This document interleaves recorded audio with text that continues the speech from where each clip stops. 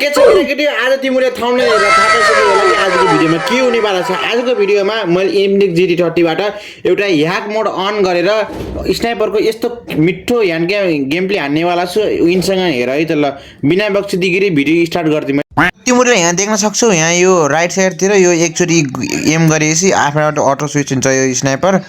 र यहाँ दिएर है त केटा कस्तो दामीसँग यो गेम प्ले भइरहेछ। ल गेम प्ले इन्जोय गर र के कस्तो लाग्छ गेम प्ले। मेरो यहाँ फर्स्ट ट्राई हो र मैले यो सेटिङमा यो ह्याकमा खेल्न पनि सक्दिनँ हैन।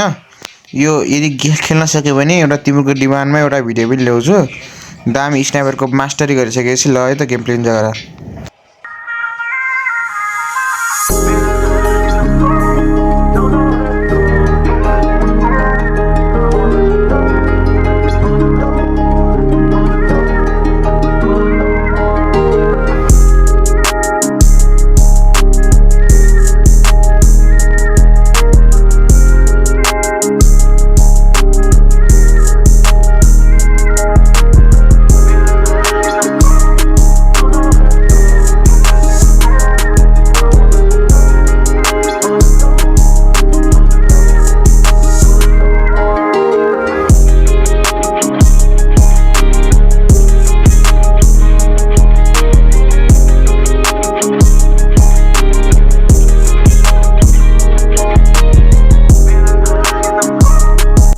र यहाँ अहिले टाइमर लागेर मलाई यहाँ ट्रेनिङको ब्याक हानिसकेको छ।